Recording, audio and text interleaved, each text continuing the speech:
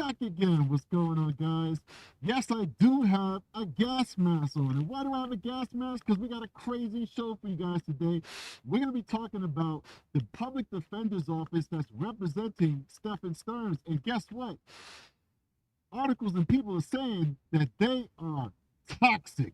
So we've got our protection on today for this toxicity. We're going to get deep into this one, guys.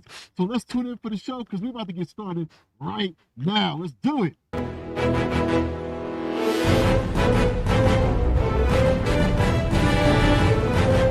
Welcome to True Crime with Strategic Eyes.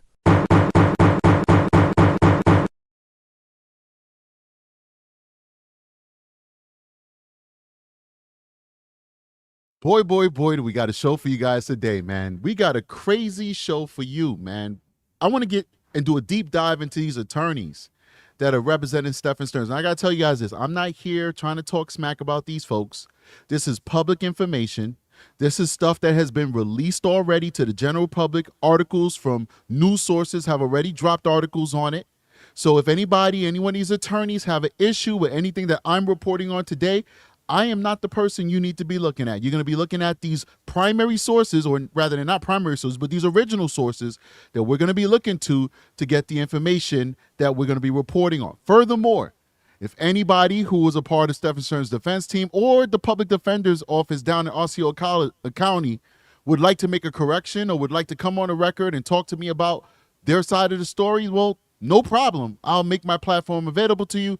We can have that conversation. Anything that's not factually correct, I have no problem correcting it. Just reach out with a polite email, and I'll make sure to come and do a live show. Just like I'm reporting on a live show, I'll do a live show and make any corrections. But like I said, again, everything we're going to be reporting today has already been reported by other sources. So once again, because, you got to talk this way because these are attorneys, man. They could go for free at you. You know what I mean? I got to pay to defend myself.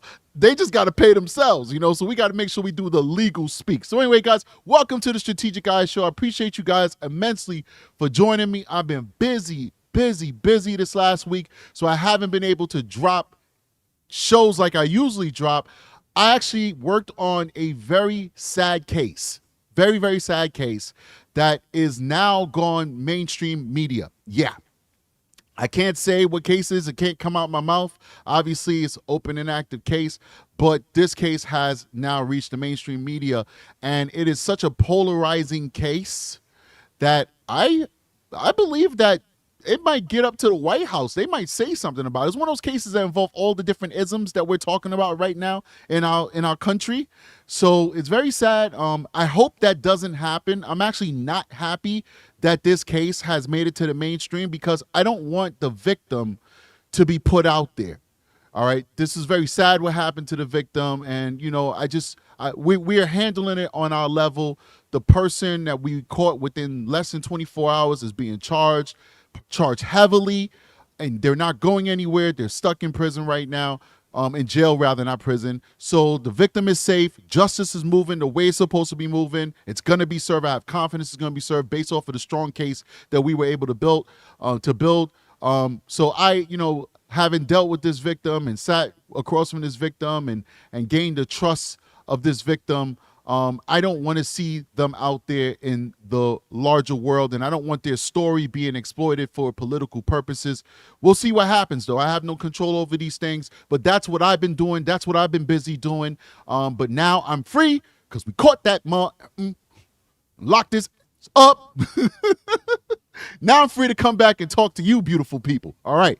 So big shout out to everybody who's joining me today. Please make sure that you like and subscribe on the channel before we get started. We need your help so we can get into that algorithm so that the show can grow. So please support us in that manner if you can. And to everybody else who's watching us, who's new to the show, please make sure you hit that subscribe button and make sure that all of your notifications are set to all so that when we go live like we're doing right now, you could be notified. Big shout out to CR with 1 gift membership.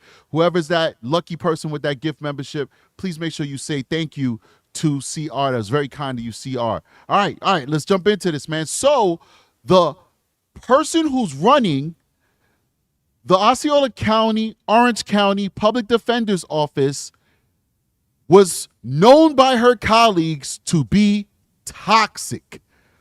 But it's not just that lady. The man whose seat she took, who was running the office for many years before her, Robert Wesley, this guy was accused of tons of harassment in the workplace. So we're going to read some of these articles, bring you guys up to speed, and then we're going to go through some of these motions that were just released for Stephan Stearns. We're going to go through some of them, see if any of them are probative or important.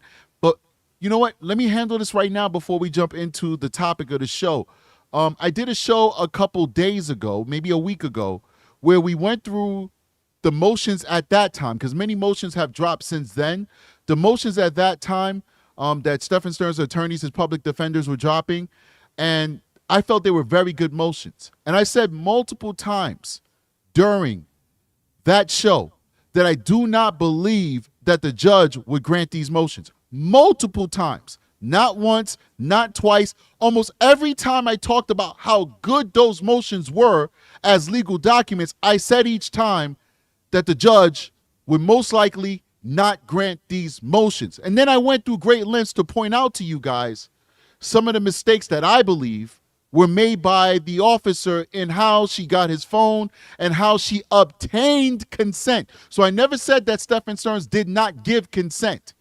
I spoke about I didn't like the way that she obtained consent because that's not best practices. No matter where you are in the country, you get written and verbal consent. That is what courts like to see. That is what we're trained to do in law enforcement when it comes to evidence in a capital case, right? So I think I said that, and if you didn't know, go watch the show all over again and get updated on exactly what I said, because it's there for you to go see. I can't add it. I can't edit into it. Once you post it on YouTube, it's a wrap. It's there, okay? So that's what I said. Lastly, I want to emphasize for you guys as well, because I don't think I talked about this as much, but this is just a fact of how these procedures go. When the defense or the prosecution puts forward motions, the other side has the opportunity to answer those motions, to argue those motions. And the judge is not just going to look at the motion that the defense put up, challenging the validity of the constitutionality of these searches and seizures when it comes to the cell phones and the Google account and all that good stuff. The judge is going to read what the defense is trying to say, and the judge is also going to hear the rebuttal and the argument from the prosecution. And then after viewing both of these different this motion and the response to the motion, that's when the judge makes their decision. So this is not like the judge is going to be looking at the defense's motions in a vacuum and making a decision solely on that. It's not how it goes. The judge is going to look at both sides and the answer that the prosecution is going to have. And there's a lot of different arguments that the prosecution can make. You guys are attorneys. Some of you guys who watch this, you can name some of them. One of them is basically inevitable. That basically you're going to find it inevitably anyway. Like all evidence was leading them toward discovering this stuff, and they were going to discover it eventually. That's one thing. Another thing, you could just argue the fact that he gave verbal consent. Just say, listen, judge, it doesn't matter how we did it. We asked him. He said yes. We handled business, right? It is what it is. He's on body camera. He's on recording. We asked him multiple times. He said yes. We ran with it. That's like the easiest one that they could possibly do, is to say, hey, listen, we asked for consent. He said yes, right? So it is what it is. Celsius. I'm getting addicted to these because I'm always so tired. I need that bump, and Celsius just gets me going. And I'm not endorsing Celsius. I just tell you what I like to use. So I hope that puts that to bed, guys. Strategic Eyes never told you guys that the judge was going to deny these motions and the case is over and it's getting dismissed and that's the end of it. Finished, done, sealed, over. Go to the murder trial or set Stephan Stearns free. I never said that. Never, ever, ever said that. What I did was acknowledge that these lawyers are fighting really hard and they're putting up good motions for the judge to consider. So we put that to bed, guys. I hope we put it to bed. All right, let's get into it. I'm going to share my screen with you beautiful people. Thank you for joining me, by the way, on this Sunday, icy Sunday afternoon. I spent most of my morning plowing the ice. It's not even snow. It's just slush. And just clearing everything out, throwing some salt down to make sure that slush doesn't turn to ice. Hope you guys, wherever you're listening from, have better weather than me. but it is what it is, right? So, guys, please hit that like button, and let's get into this. News article dubbed Toxic top candidate for Orange County Osceola public defender was forced to quit the office she wants to lead. Now, she ended up winning that, right? She's toxic. She ended up winning, and she's now the public defender for Osceola County. She's the boss now. She was running for it. The person that Wesley handpicked lost, and now she's the boss. But let's read a little bit about this. But Wesley's is just out of this world. We're going to get to that right after this one, but let's jump into this one first. Top candidate for Orange County Osceola public defender was forced to resign in 2019 from the office she now hopes to lead, branded as toxic after she made inappropriate comments about her supervisor and colleagues. In an interview this week with the Orlando Sentinel, Melissa Vickers, once the number 2 administrator in the public defender's office, apologized for her explicit-laden remarks against the public defender, Robert Wesley. Now, when I first got this information, and I'm reading it from the Strategic Eyes research crew, big shout out to the research crew. And if you want to support the research crew, please give them coffee. The research crew is a part of the moderators. Some of them aren't moderators, but we just have one pool for the moderators and the research crew. So if you want to be generous to them, you want to show them love for the hard work that they do, because they really are the life's blood of this show. They help me out because I'm busy fighting crime, guys. You guys know this. All right, I'm busy fighting crime. I don't have time to be researching all day long on these topics. They know what I want. I tell them what I'm interested in. I send them on their mission. They go out there like good soldiers, and they bring back the goods. So show love to the research crew with some coffee. That link will be inside of the comments section. Let's keep going. So when I first read it, my apologies, I read this one first and did some research on this one first. But after I read the one about Robert Wesley and how he was running his office allegedly, I understood kind of why she was acting like this. So this is not even a knock against, for me at least. I mean, they're branding her as toxic in this article, but for me at least, she's not even really the bad guy.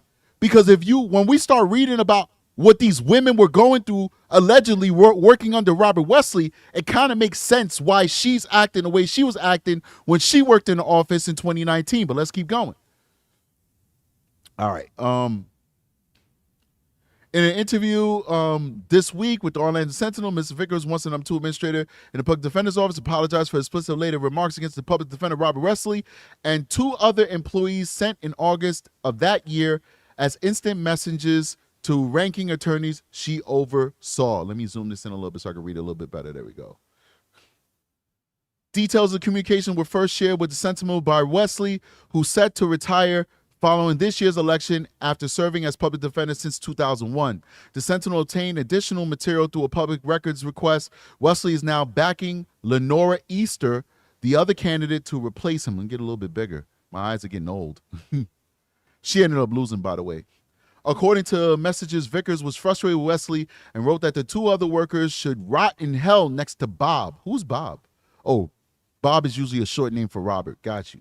So she wanted those other 2 people to rot in hell with Robert. She then asked the recipient to please delete these IMs, and you should have never have sent it. You should know better than to send something that you want deleted, because it never gets deleted.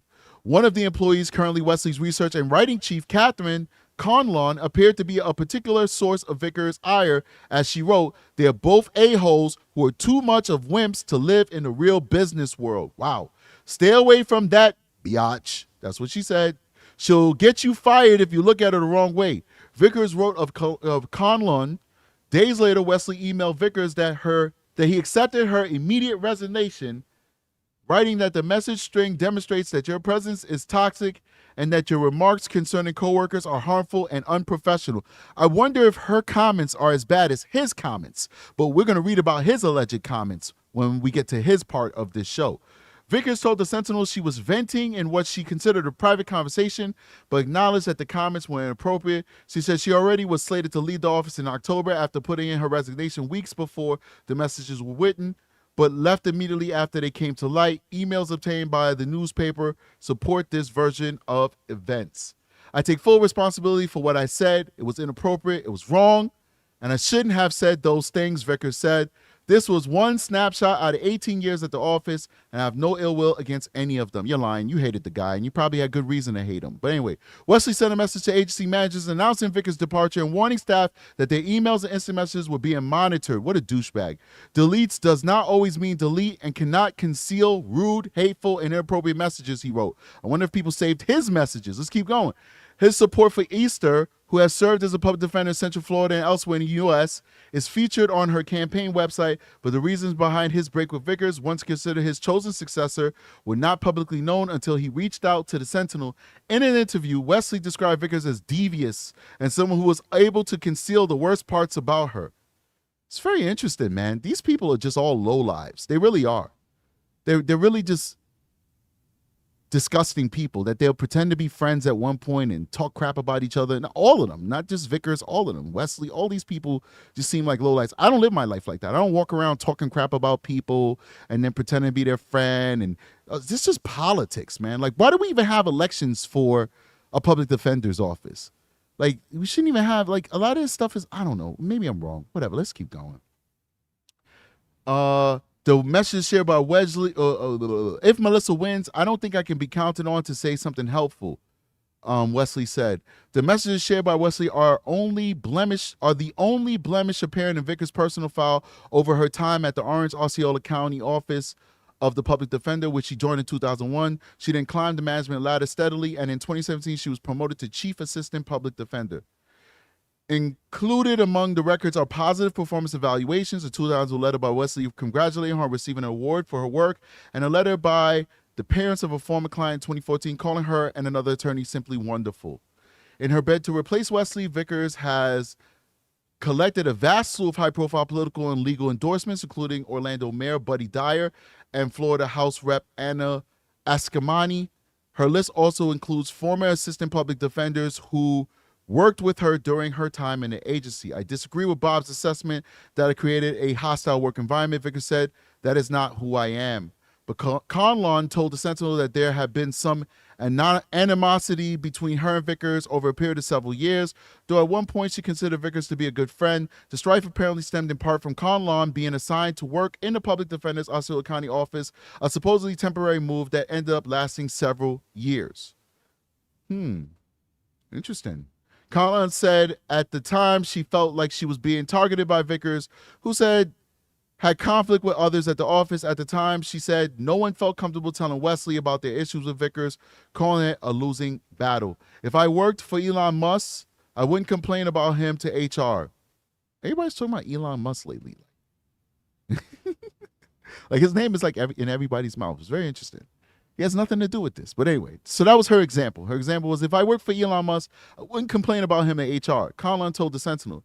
She was slated to leave the office in 2019 before Vickers' resignation was accepted early in light of the messages. I told Bob I was looking for a job. Then she left. And then she left. And when she left, he found a way for me to stay on. Vickers denied she was the reason why Conlon was sent to work in Osceola, saying that she advocated on Conlon's behalf. Still, while Conlon described Vickers as hostile in office, she acknowledged there's a draw to her from an attorney's perspective. Okay. She's a strong person who can try cases and is very passionable, Conlon said. If she liked you, you could feel it. For those people she targeted, they would just leave the office.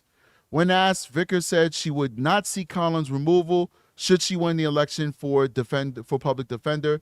This was 5 years ago. She said, I hold no grudges. You liar. We all hold grudges. It's a part of the human condition. So that's like the whole thing with her being like toxic, but whatever. The real juicy one is the next one we're going to talk about. And this one is the former head of the public defender's office, Robert Wesley, a guy who's talking mad crap about Vickers. Big shout out to everybody who's in the room right now. Please hit that like button, guys. Do appreciate you. Let me just check this real quick. Oh, I'm sorry. Aki been hitting me up the whole time like, yo, you got to share it. I haven't shared this whole thing. I apologize for that, guys. But I did read it out to you, so it is what it is. But I apologize. Now it's up. Now you guys can see it. And I've been just knocking this out. I didn't even look at the chat and all that good stuff. So anyway, let's go to the next one. This one right here is the naughty man. Let's take a look at this naughty man right here. Let's get zoom into him. It's going to get bigger? No, it's not going to get bigger. Whatever. All right. So this right here is Robert Wesley. Hit the like button, people. Hit the like button. Let me put the volume up on this in case Aki wants to reach me.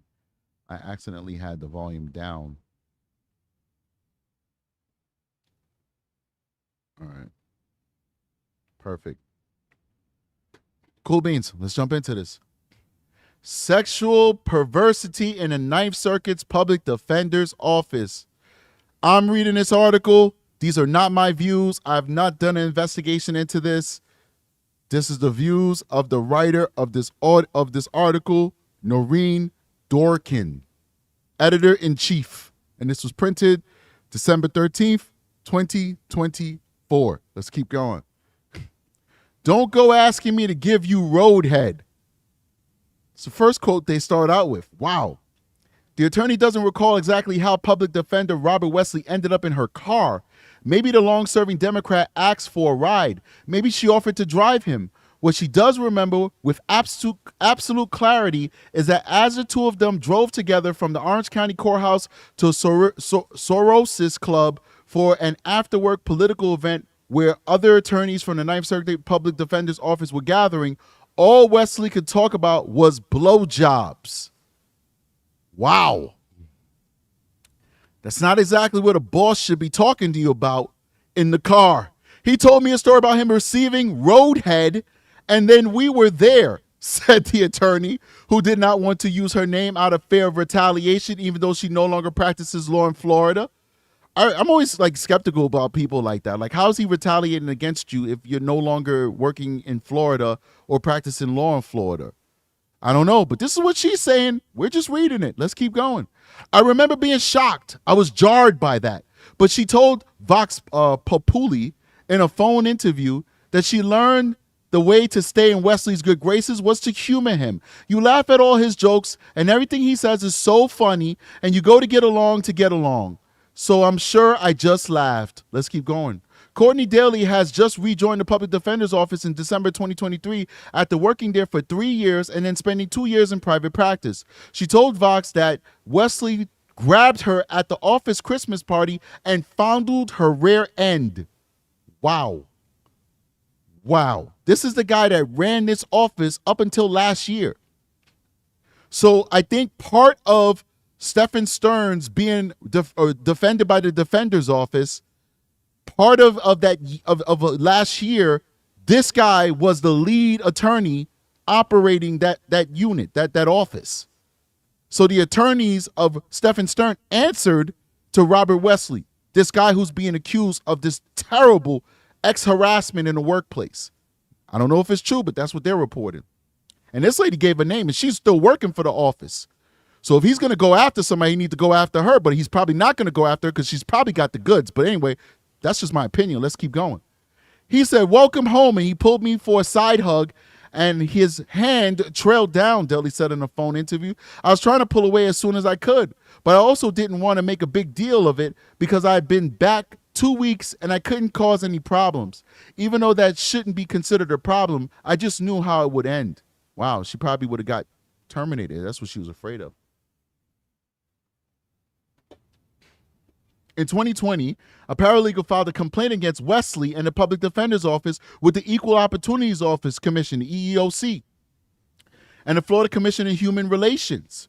According to the complaint obtained by Vox, Wesley lured her into his office by requesting a file and then showed her 4 softcore porn videos on his work computers. Yo, these dudes are just disgusting. A lot of these older dudes in power, they're just nasty. They don't have no swagger to them. Like, they don't try and finesse a woman, they don't try and, sweet talker, gamer. It's just like straight to the business. Look at this porn. Is it turning you on? Like, who looks at porn from some random dude and gets turned off? Or a chick. Like, you put me in, if a female supervisor calls me into the office, right? And I'm like, hey, strategic, come on in here. And it's just show me this really hot chick getting banged out. I'm not getting turned on. I'm not going to say, oh, my God, I'm turned on. Like, you want to do something, boss? No, I'd be like, what the F are you doing? Why are you showing me this nonsense? What is the end game? Is this a case or something? Is this a victim or something? Like, talk to me here. Give me a reason why you showing me this. Like, what did this guy think would happen? That this woman would just get real hot and just jump on top of him? I don't get it. It's people are weirdos, man. But you see this a lot. And it's older guys who get like weird like this and just start harassing women. It's really disgusting. But anyway, let's keep going. He sold this on his computer, on his work computer, so really he should be charged if that's the case. They should have that history. They should be able to go back, get that history, and then charge him with misappropriation of the job's resources. The videos were from a venue in Osceola County called the Sausage Castle, where they have a bunch of sex parties. So I guess he goes there. He's a freak. Anyway, let's keep going. He pulled me for a side. Oh, no, this is a quote from the other one. Her complaint detailed a litany of additional harassments, including Wesley telling her that he'd had sex with a woman while she was passed out drunk. That's a crime. That's a sex crime. That's a rape in the first degree in New York. If it happened, I'm just telling you what the charge is. If she's passed out drunk and she did not give him consent to have sex with her, it's rape in the first degree, punishable up to 25 years in prison in the state of New York. But let's keep going. She noted that she had been initially afraid to go to EEOC and FCHR because she worried Wesley would do something to prevent her from being admitted to the Florida bar. Once she became a lawyer, though, she filed a complaint and won a settlement for sexual harassment and fostering a toxic work environment. So they did an investigation and they determined that it was true because he settled. Wow. The amount in the paralegal settlement was not disclosed, but the average out-of-court settlement, according to EEOC, is $36,000. Wow. What a freak. Robert Wesley, if you did these things, I said if, you are a freak. You are a dirty, nasty little freak boy. And you should be tarred and feathered and never practice law again if you did it. But if you didn't do it, then nothing should happen to you, Robert Wesley, because I don't know that you did that. I'm only reading this article. Okay, so don't come after me, Robert Wesley. I'm just saying, hypothetically, if you did it, you're a piece of ish. But anyway, let's keep going. Everyone is scared of him. Everyone is scared of him. On January 6, 2025, Robert Neal Wesley, 71, was stepped down after 24 years as public defender for the 9th Judicial Circuit Court, representing the people of Osceola County and Orange County who cannot afford attorneys when they've been arrested and charged with crimes. Whatever else Wesley may be remembered for, aggressive defense of clients, boosting salaries for the attorneys in his office, clothing drives to outfit indigent clients for court appearances, part of his legacy is a hostile workplace where he was known as a mercurial, often paranoid boss who yelled at employees, fired attorneys on a whim, and harassed those who worked for him, particularly women who he passed over for raises, harassed sexually, and harangued for getting pregnant. Wow. Whoa. It's a statement to the culture of fear and reprisals that Wesley said to have cultivated his office, that even after 2017 #MeToo movement saw prominent men losing their jobs and go to prison for creating hostile, sexual, abusive workplaces, he appears to have largely escaped media attention and accountability. He's a Teflon Don.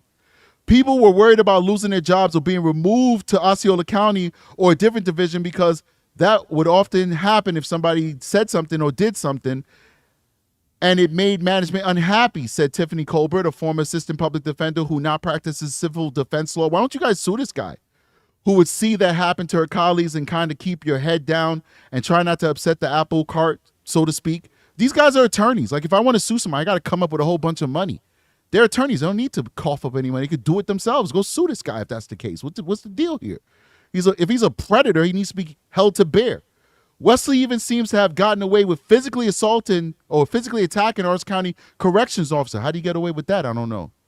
Several years ago, Captain Dennis Warren had made some comments about the public defender's office during a meeting that angered Wesley. According to an email Warren wrote, obtained by Vox, Wesley later caught him alone in the courthouse elevator and physically pinned me into a corner inside the elevator. So why are you a correction officer? Because there's nobody pinning me in no office. Every correction I know is tough as nails. We'd have put the business on that old man. But anyway, I'm being toxic. I'm saying toxic masculinity. I'm sorry. Toxic masculinity. Bring it down. It's this. It's a Celsius. It's got me all jacked up with caffeine. Let me breathe. Let me relax. Wesley allegedly pinned him in the elevator, and the guy is a consummate professional, so he decided not to do anything about it. I get it. That's not what I would have done, but I'm a different kind of guy. Anyway, as he pinned me, he squeezed my body against the corner with his massive frame, pushing against me and making it difficult to breathe. We would have had an all-out brawl. He would have died from a heart attack. It would have ended this man if he did that to me. And that's Florida, so it's self-defense. Anyway, let's keep going. While pinning me to the wall, he said twice, okay, I heard about what you said. Do you have anything to say now? All right, Wesley, I'm doing a show about you. Please do not come to New York and try and pin me against the wall. It's not going to end well for you, but let's keep going. Warren described the attack as battery in his email and said elevator cameras captured it. He later told Vox in another email that his boss at the time, Chief Tim Ryan, did not want to handle the incident formally out of concern for undesired repercussions. Wow, everybody's afraid to take action in this world because of politics, man. What about the principle? The principle, guys, come on. Warren, now a private investigator, told Vox he considered the encounter to be an act of gross intimidation and warned him not to ever speak critically of the public defender's office. Wow, different. They don't make men like they used to, guys. Mr. Wesley is just a big bully, he said in this email. He's vindictive in a way that he just know you either keep your mouth shut forever or you face his wrath, which would include him trying to get you terminated at your job, said an attorney. He knows everybody and everyone is scared of him. This story is based on interviews with dozens of people who currently work for or formerly work for the public defender's office in adjacent fields. Many requested anonymity to avoid Wesley's anger and retribution. Wesley did not respond to questions Vox Populi sent his email off to his office email. His chief assistant, Aline Forrester, who also received the questions, told Vox she had no comment. Nowhere to go. Let's read some more, man. Wow, please hit that like button, guys. It's very interesting stuff. These are the people who are defending Stephan Stearns. It's good to know who they are. These aren't the actual attorneys. I'm sure the attorneys who are defending Stephan Stearns are awesome people. They're doing a good job defending Stephan Stearns. I like the motions that they're putting out. I gave them big ups for the motions that they put out. But it seems like this office is filled with scandal. It's a lot of scandal in this office. Let's keep going. Melissa Vickers, 51, who won the August 20th election in landslide, takes office January 7th as the first woman to ever run the 9th District Court's Public Defender's Office. During the 18 years she worked in the Public Defender's Office, Vickers endured her own share of sexual jokes I don't really care for. When she resigned in 2019, she told Vox women began reaching out to her with their stories about Wesley's harassing them. A key reason she ran for top job, she said, was to change the office culture. That's good. That's good. That's good. According to 2024 Women in Workplace report by McKinsey and Company and the women's advocacy organization Lean In, 40% of women have encountered sexual harassment at the workplace. I think this is like the part where they like go into like statistics and stuff like that. I've been reading for quite a while. I don't want to read the statistics. We know that sexual harassment in the workplace happens a lot. I've actually seen it happen to men as well, believe it or not.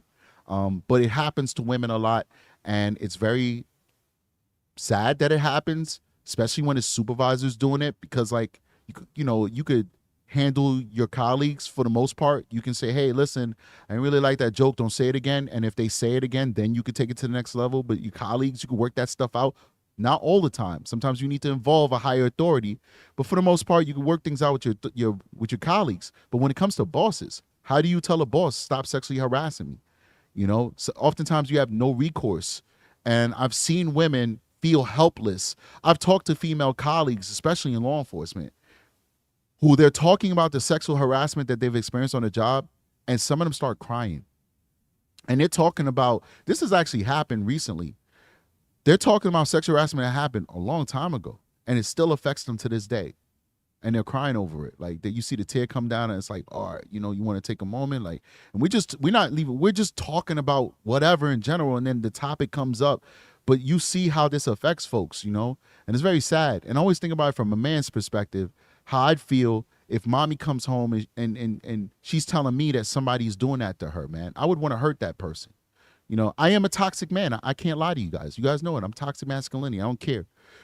And I say that facetiously, guys, because I don't think there's a such thing as a toxic masculinity. I think that men are men. This is who we are. We're filled with testosterone. We can sometimes resort to violence to solve things. That's in our DNA. It is what it is. I know this culture that we have here is soften up. I know a lot of women out there like guys like, hey, how are you doing? How are you feeling? Tell me how you feel. Give me what are your words? Tell me how. I know there's like in this 2025, a lot of women like men like that. I'm not one of those guys. I'm not into that. That's not me. So it is what it is. I would feel so angry if she comes home and she's like one of these doctors is saying some crazy stuff to her. or touching her, I don't know if I would still have a job. You guys would be looking at me like, yo, strategic, you are dumb. You threw all of that away? I would have to really think about it because that's horrible. And stop victimizing men. Like, yo, one thing I've realized in this job, real talk right here, doing sex crimes for so long, I've realized two things. One, men are evil. And two, women can be very vindictive. Those are the two things that I've learned being a sex crimes detective for years. Being in law enforcement for almost 20 years, I've learned two things. Men are violent and evil, and women can be very vindictive. I'm not going no further. Maybe we'll talk about that and we'll explain that in the members only section. But those are the two things that I learned. And when you do this line of work, it will blow your minds. And for the conversation's purposes, we won't talk about the vindictiveness of women. We'll talk about that at another time. We'll talk about right now, men are freaking evil. The things that I've seen men do to women blow your mind. Blow your mind. Blow your mind. A big old machismo man like me, see the things that I've seen, it'll bring you to tears. It's one thing when you talk about it on the internet. No disrespect to anybody who talks about this stuff on the internet for a living. You're doing your part, and your part is important. It's another thing when you see it in the real world. It's another thing when you're a victim of it, which many of you guys could attest to being a victim. It's another thing when you watching it, when you watching that video, you watching this man rape this woman before your very eyes. When you're hearing the victim recount how they felt, what they experienced, what happened, how it led up to it, how it ended. It's a different story, man. It's traumatizing. Very traumatizing. Big shout out to ME with a $5 super sticker. Thank you so much for supporting the channel. Fuento Fitness, big shout out with a $149 super sticker. Thank you for supporting the channel. I'm sorry, guys. I didn't mean to go into that, but evil stuff. Let's keep going. I want to read this pregnancy part right here because it also said he was hating on women that got pregnant. And I see that a lot in law enforcement too, where women will get pregnant and they get penalized for things, And it's like, don't you want the human race to expand? The most important thing we do is make babies. If we don't make babies, society collapses. That's what's happening in Japan. They expect Japan's society to collapse. Japan has two options. They either start making babies at a massive clip, like every Japanese person has like 4 or 5 kids right now at this very moment, or they start importing people into their country, which is something they don't want to do because Japan is very xenophobic.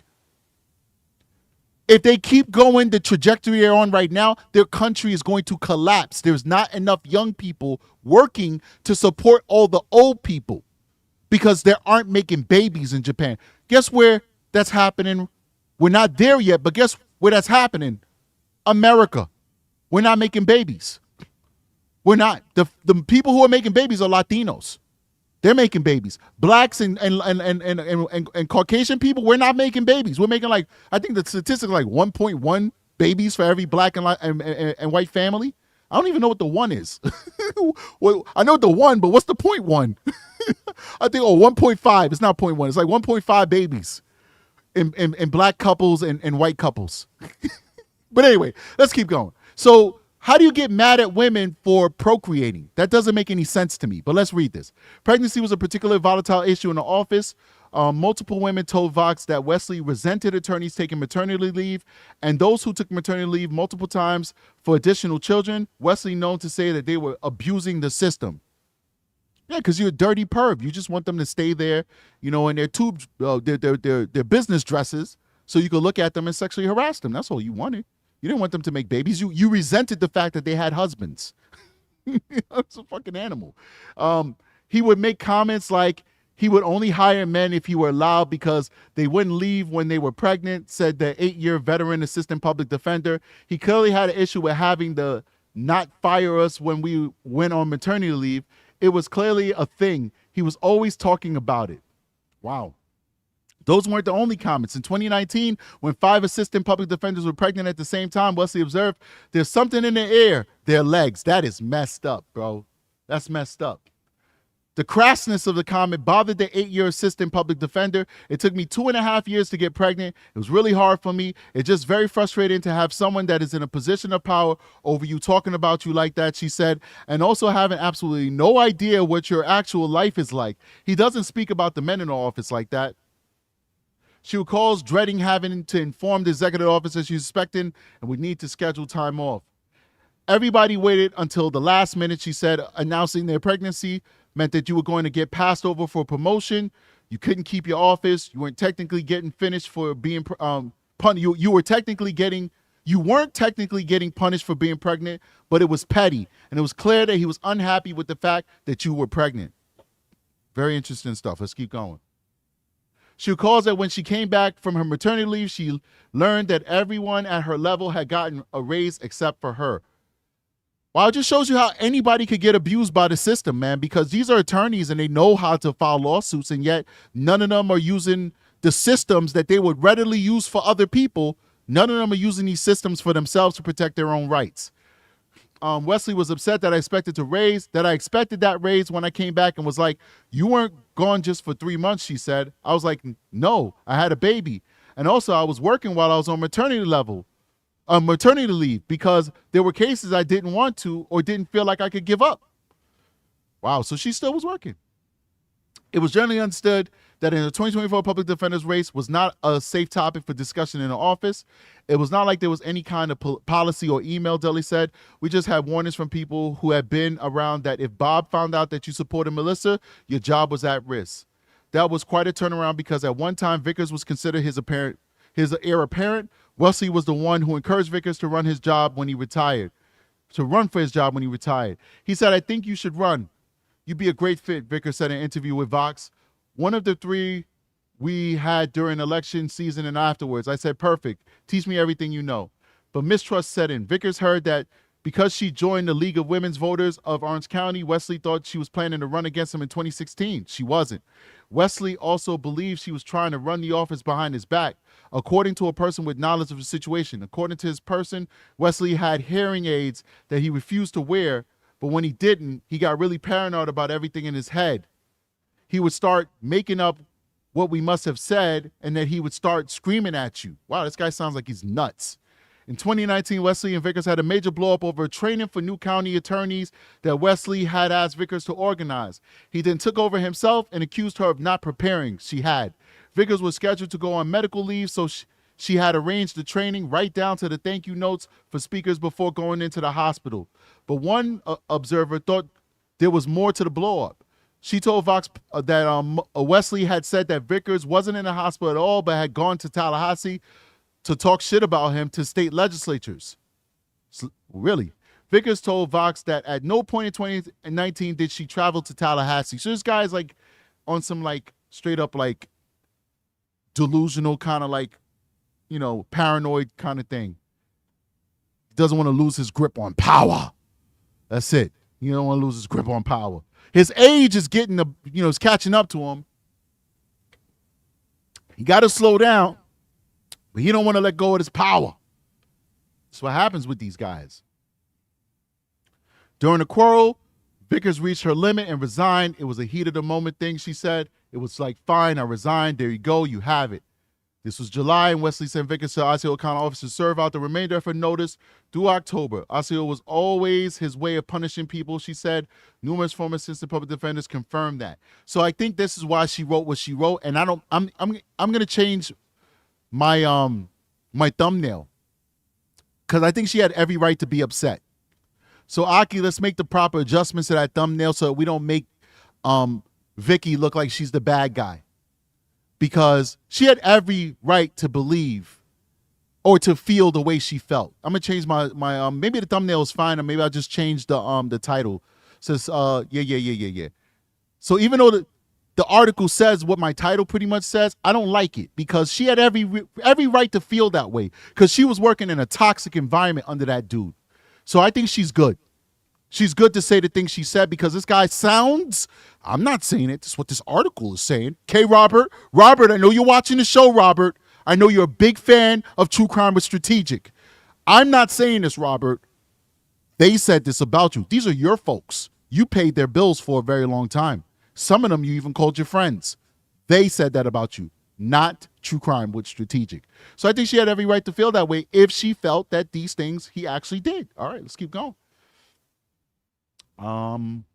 In August, she was caught venting her annoyance to another senior level attorney through the office instant messaging system. In one message, she said two of her colleagues could both effing rot in hell beside Bob. Vickers asked her friend to immediately delete the messages as she sent it, and they went on to chit-chat about getting together for lunch.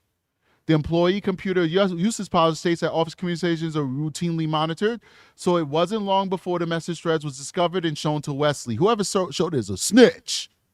Let's put that out there. You a snitch if you showed that message, man. What a snitch. Anyway, let's keep going. Vickers acknowledged that it wasn't her finest moment. You should not have apologized for nothing. Considering all the stuff we read about this guy, don't take it back, Vickers. He's a piece of ish. I certainly didn't mean it. I was very frustrated with the fact that everything was happening the way it was happening. I knew I needed to leave the public defender's office. I didn't want to leave the office. I knew I needed to. A day or two later, Vickers found that her ID badge no longer gained her entry into Osceola Courthouse. That's very petty. It's very petty. You should have called her to your office and had a personal conversation with her. But, these guys who sexually harass women, they're always cowards. They're dirty, devious, disgusting cowards. They can't get no nanny from just being a nice guy. So they have to be a perv. So he's one of those guys, maybe. I don't have no evidence of it, but he sounds like one of those guys from this article. She couldn't log into her computer and her personal email. She found a missive from Wesley that he was accepting her resignation immediately. Interestingly, he agreed to pay out Vickers' vacation time and remaining leave through September 19, provided she signed a document promising not to sue him or the public defender's office. She should have said, hell no, I'm not signing that. Vickers still doesn't know why Wesley thought she might file a lawsuit, because he's dirty if that's the case, especially since he's maintained that he forced her out. She speculated he might have been generally concerned about me suing for a hostile work environment. That doesn't surprise me that he wouldn't make her sign that, said an assistant public defender. She knows where the bodies are buried. She has a lot of knowledge that he would not want her talking about. This is one of those situations like when you take over the office, like you remove all of his pictures, like every semblance of him ever existing from the office. Like you just burn it all. Like if there's a picture of him, you burn it. If there's a plaque up, you burn it. You erase the person from the office. This is one of those situations when you do that. Let's keep going. 5 years later, in 2024, Wesley seemed to be doing what he could to hamper Vickers' election for public defender. Initially, he was unopposed. People with knowledge of the situation told Vox that Wesley went candidate shopping to find anyone to run against her. After striking out with several potential candidates, some say 10, he endorsed Lenora Easter, a former assistant public defender who had gone on to work for the Bronx Defenders in New York, pioneers of the holistic defense. Oh, my gosh. Ugh. You don't want these kind of people defend, these holistic defense concept, bringing housing it. These people do not want to hold people accountable for their actions. These folks care more about the perps than the victims. But I don't know this Lenora person, so I'm not saying that's them. I just don't like this whole holistic crap. It's crap. But anyway, addiction management and immigration services with public defenders' offices to better serve clients. So your tax dollars is not just going to pay to defend somebody who did something horrible against another person, right? Because there's nothing in the Constitution that says we have to give you an attorney for free. We've decided to do that on our own because we are a fair and just society. But not only is our tax dollars going to pay for your vigorous defense, but now we also have to pay for you to get drug treatment for the addiction that you are suffering from the choices that you made, right? Because no matter how tragic the story may be, and I'm very empathetic towards people who have addiction issues, that is a disease. But it's not a disease that you're born with in most instances. Some people are born addicted to drugs. But it's in most instances not a disease you're born with. It's a disease that through life's choices and trauma, you put upon yourself. So now They want to take our public dollars to pay for the addiction treatment, immigration services for immigrants who have been accused of crimes against American citizens and other immigrants. I'm not with all of that. No. I'm down for a vigorous defense. I'm down to make sure that the prosecution has to work hard to get a conviction, but I'm not with that other stuff. But anyway, let's keep going. Wesley also dredged in the internal instant message thread in 2019 and fed it to the Orlando Sentinel in an attempt to paint Vickers as devious and toxic. Vickers still won the paper's endorsement. Wow, that's deep. Big shout out to everybody who's watching the channel right now. Please hit that like button, support channel, hit the like button. Inside the public defender's office, 2 attorneys dared to openly support Vickers. One of our managers had publicly supported her, and I wasn't going to let her hang out in a win by herself, said an attorney who's worked in the office since 2005. I made sure that any post did not disparage Lenora Easter because I really like Lenora Easter. I think Lenora Easter is a great attorney. I just think Melissa was born to be the public defender of this particular office. Those 2 attorneys are still employed by the public defender's office, but Daly, who had tried to explain to a worried social worker that Vickers had no plans to ask all the social workers if she won the election, was not so fortunate. In June, Wesley fired her with a 14-second voicemail. She describes he was making her an example. Many people believe it was a message. Daly told Vox in a recent text, it was meant to instill fear, and it worked. I hope she got her job back. Daly firing had a chilling effect on the office, one of the Vickers supporters attorneys confirmed. Just want to make sure I'm not getting any. Cool. It was a huge shift. Everybody stuck to themselves. Nobody felt comfortable talking about anything. It took until August 20th, the election, for people to finally feel like, okay, I can breathe a little easier now. But people are still scared, you know. I hope this lady got her job back, man. That sucks. As they say, no good deed goes unpunished. In trying to convince her coworkers that a plan to get rid of social workers was too bonkers to be true, we need them on our cases. It wouldn't make sense to just cut an entire department. Daly encouraged the social workers to ask Vickers herself about what the office would be like with her as the boss. I'm sorry, I got to put this down because it's making too much noise. Let me just put it down a little bit. I apologize, guys. Okay. They'll encourage the social workers to ask Vickers about what the blah, blah, blah, blah. Vickers was holding a campaign event on the down low just for staff from Orange County, also Osceola County offices to ask questions. Daly provided the details. Doing that, she said, exposed her support for Vickers. That information filtered back to Wesley on the exact same day that Vickers' supervisor went him to request a raise for her. Now, just to rewind for a moment, when Daly came back to the public defender's office in 2023, it was because she had a passion for criminal defense, but didn't care for the way private practice billing dictated her ability to defend her clients. The government had more resources to defend for client defense, but the trade-off was lower salaries. However, when she was hired back, it was at a salary that was still a lot lower, $6,000 lower, about $500 a month, than even other attorneys in her division. Wow. So she was severely underpaid. They said it wouldn't be. Why don't they just have a pay scale for everybody? Just have a pay scale. Just have a contract and everybody gets paid the same amount. Like, what are they doing over there? It's like everybody's like individually negotiating their own contract. Is like Florida a right to work state or something where they don't have unions and stuff like that? You can't organize. That's one thing I don't like about red states. And it's not a red or blue thing. I don't believe in either. I don't like red or blue. I'm a centrist. But especially in red states, you have right to work states where they have no union protection. I'm a union guy. I don't care what any of you people think. Unions is what made this country what it is now. That's why we got Saturday and Sunday off. That's why you have overtime pay. That's why you have health insurance and all that stuff. It was all built upon unions fighting for people to have these rights. And this is what happens when you don't have unions. People just, look at this. Some attorneys is making this amount, other attorneys making that amount. You got to go beg a boss for a raise. That's crazy, man. It should just be a union or it should be a contract. Whatever. Let's keep going. Even if you don't have a union, you can still have a contract. You know, you can still collectively bargain and then just don't have a union to do like, to, you know, you can still collectively bargain. Like even in the state of New York, Management Confidential doesn't have a union, but it does have a organization that collectively bargains for them. So if you're management confidential in the state, meaning that you're a boss. I used to be a boss in the state, so I was management confidential. I had to be appointed by Governor Cuomo at the time. I was appointed. You had to get reinvestigated, and then your application goes across his desk, and some computer or some aide signs it in his name, like he signed it, but he never seen your name before, whatever. And when it's time for contracts, there is a body that negotiates your contract. But if you get in trouble or something, you don't have a union. You got to get a private attorney, and they can fire you anytime they want because you serve at the will of the governor.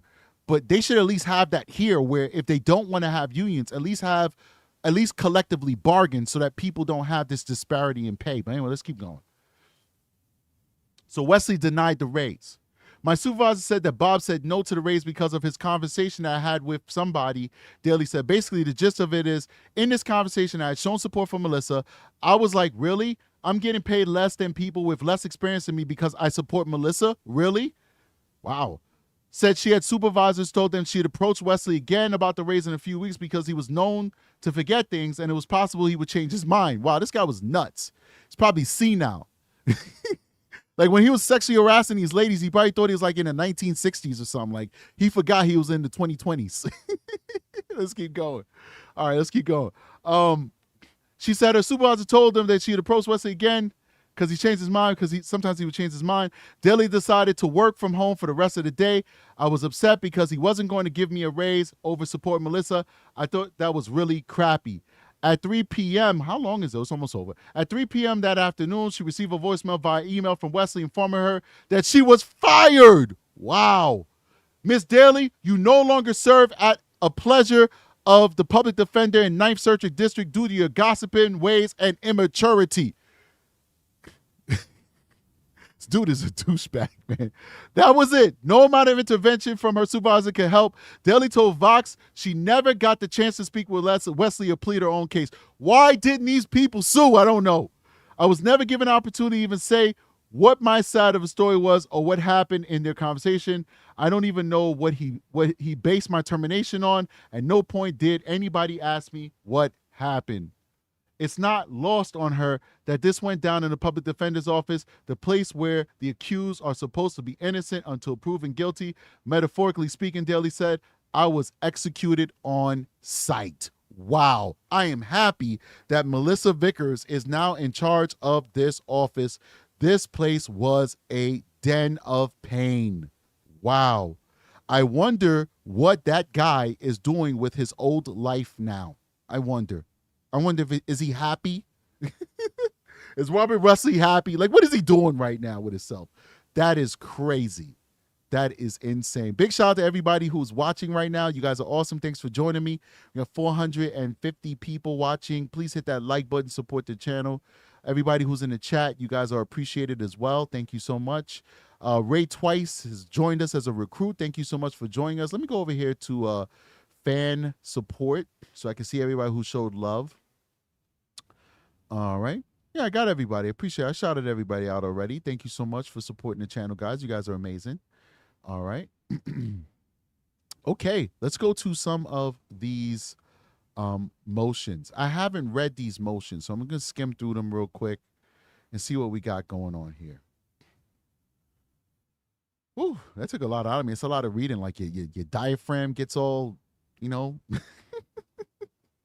diaphragm gets all worked out. It's not easy, guys. All right.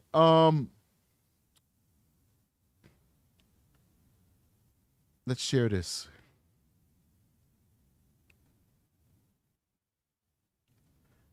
So, notice of arrest of something. This is messed up. I don't know what's going on here. Why it's not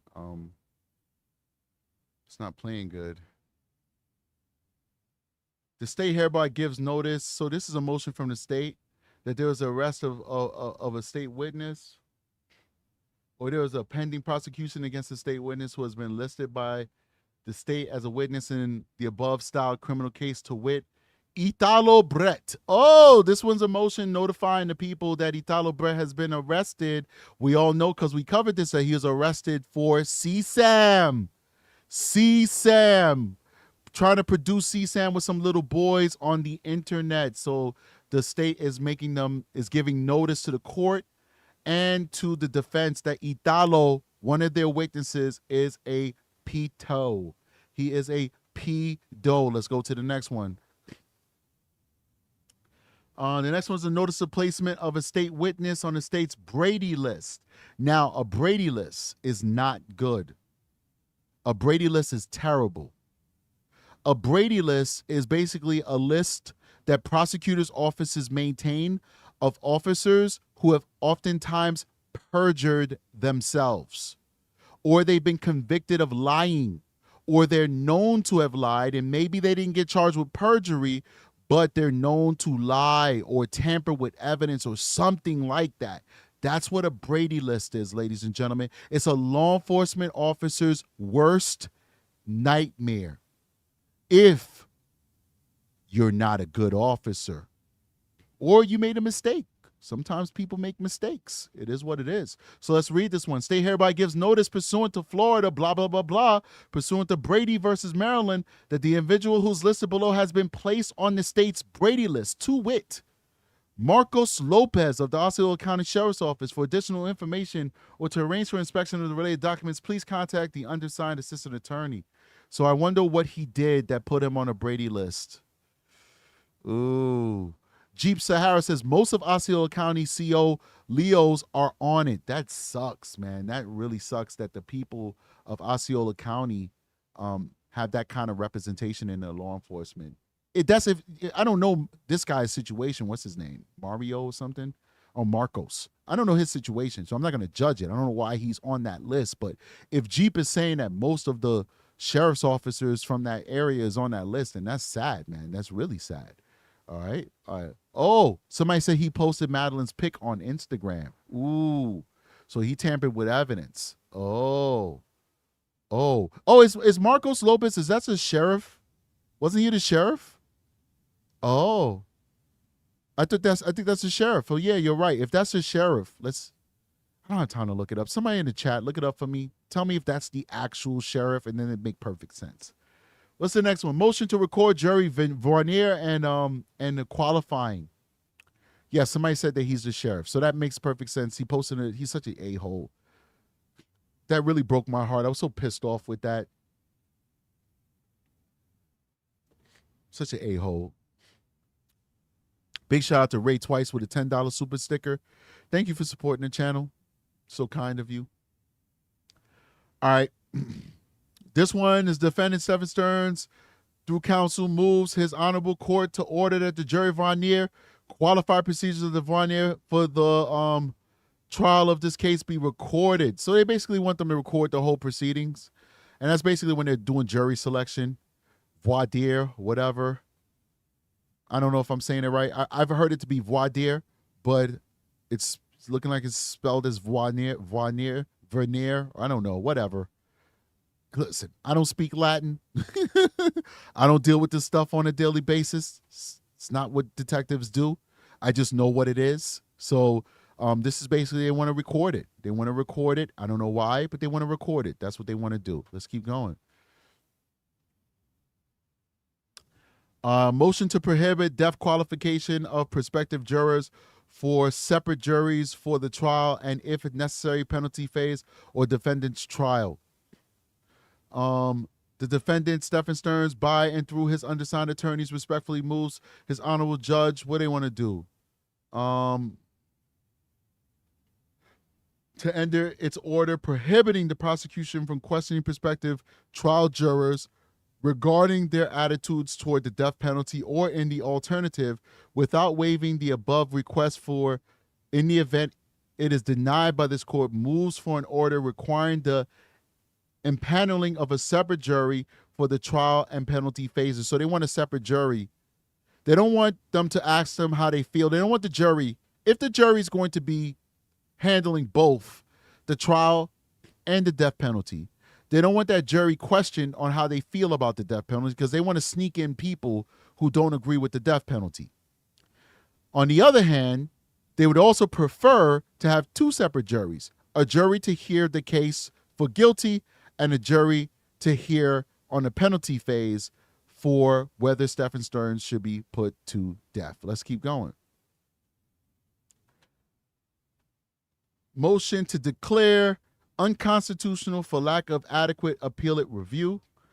The defendant, Stephan Stearns, through his undersigned attorney, moves this court to say that to declare 921-141 statute as unconstitutional because in operation it does not permit sufficient appellate review. Mr. Stearns is charged by indictment with first-degree murder. State of Florida is currently seeking the death penalty against Mr. Stearns. To be constitutional, a state's death penalty scheme must provide for adequate appellate review. Although Florida does, in fact, provide for appellate review, the review is hardly adequate to ensure the consistent and reasoned application of the death penalty. They're basically saying that the terms in the law that governs the death penalty and the statute that governs the death penalty doesn't provide for adequate appellate review, and they're saying, hey, it should be unconstitutional. We got two more, guys, two more. Motion for special jury instruction regarding victim impact statements and request to read the instruction prior to each victim impact statement being read to the jury. So we've seen these motions before where they don't want the victim impact statements read, but what they're saying is if you are going to read the victim impact statements, we want you to read this jury instruction before each victim impact statement is read to the jury. And what's that's going to be? Read the instructions prior to each statement being read pursuant to Article 1, Section 2, 9, and 22 of the Florida Constitution, 4, 6, and 14th Amendment United States Constitution. And what do they want to say? They want to say the victim information is neither statutory, non-statutory aggravating factor, nor is it a mitigating circumstance. However, whatever. So basically just read it out. Jury instruction, whatever. Let's keep going. I don't want to read unnecessary stuff for you guys. I just told you what it was. Motion to preclude use of the term evidence when referring to victim impact statements or information. And so they don't want the term of evidence to ever be used with the victim impact statement, because then the jury will view that as not just how these people feel or their opinions, but as rather evidence just as weighed the same as the CSAM that they'll find in Stephan Stearns' phone, etc., and stuff like that. I think that's pretty self-explanatory. All right, that's very interesting. At this time, guys, I want to open up the lines up. Let me get it over to me. Last time we did this, for the first time since we've done call-in shows, nobody called in. I'm going to ask that you guys do not disappoint me again, because I love you and I want to hear from you. And this is my favorite part of the show, the call-in show. So when nobody calls in, which happened for the first time in the history of True Crime Strategic, since we've been doing true crime, first time, I mean, it didn't even happen when I talked about politics and race relations and all that stuff on my previous iteration of the Strategic Eye Show. I always had people call in. Even when it was just 20 people watching me in a live, I had people call in. There's no reason why you could have almost 500 people watching you live and nobody calls in. That breaks my heart. I take it personal. I'm just joking. I don't take it personal. But anyway, I'm going to start everything up, and then I definitely want to hear from you folks. So tell me what you feel, man. We could talk about anything. Definitely the topic at hand is always open. We could talk about anything. I can't talk about that case that has now hit the national level. I can't talk about it for obvious reasons. So that's the only thing that's off limits at this time, okay? But other than that, we can talk about anything, right? Let me go ahead and post the phone number. Phone number is in the chat. I'm going to go ahead and pin it. So please do consider calling in to True Crime with Strategic so we can talk about it. Do appreciate you guys. And while we wait for a caller, I want to just check the research crew's email and see if there's anything I missed.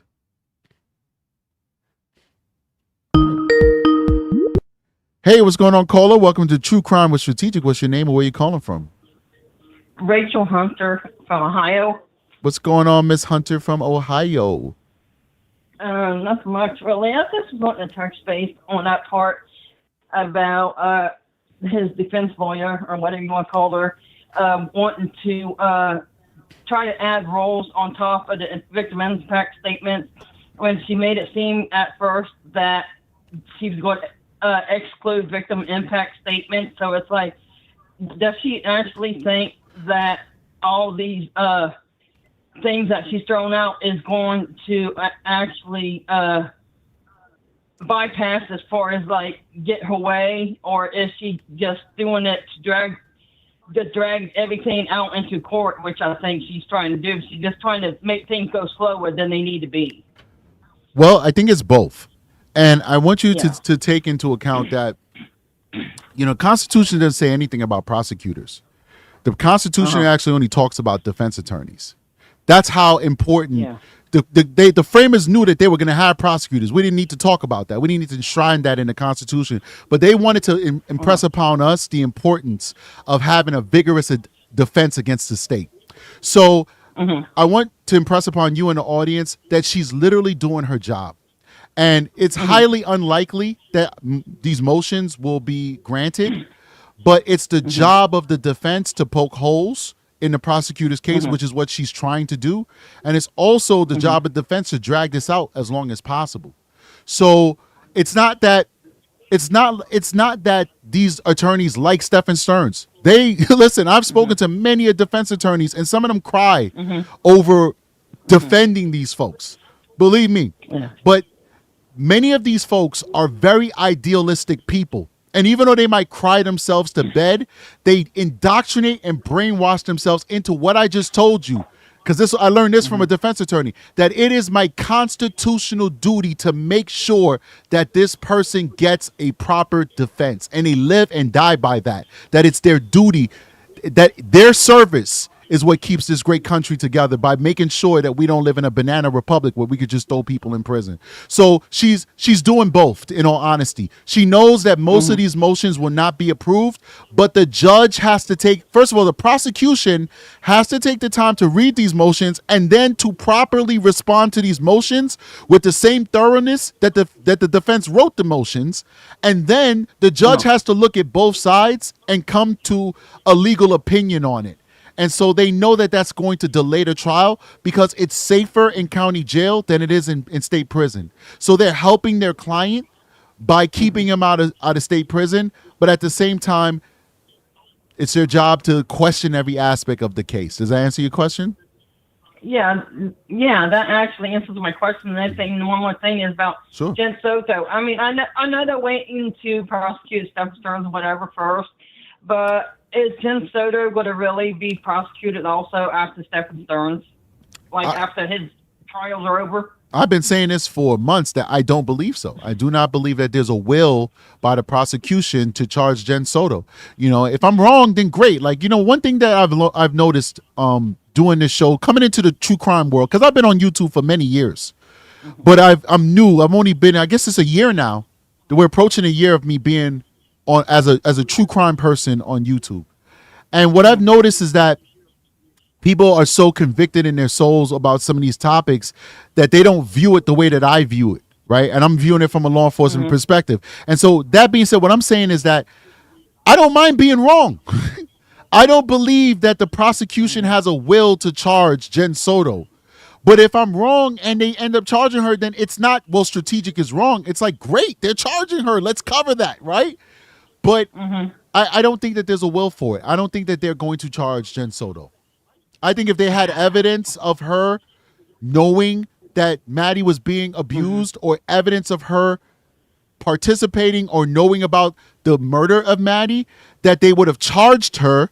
They would hang like a forbidden fruit over her head, freedom, and they'd make a deal with her and they'd say, you testify against Stephan Stearns, and instead of us giving you the death penalty or life in prison, we'll give you 25 years or 30 years or 15 years. The fact that they haven't done that means that they don't have the goods on her.